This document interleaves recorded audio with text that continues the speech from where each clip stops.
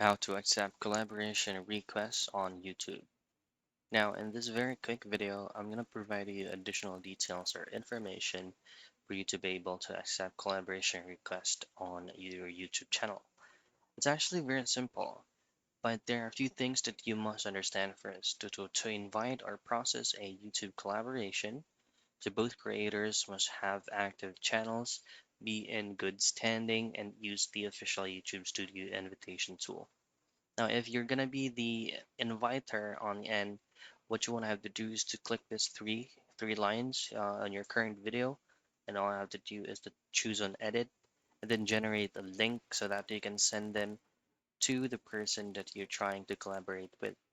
However, if you're on the joiners end, what you can do is to pull up your Google Mail that is associated with your YouTube channel's account, and then you will usually receive an email about the invitation link, and you just need to accept that so that it will go through.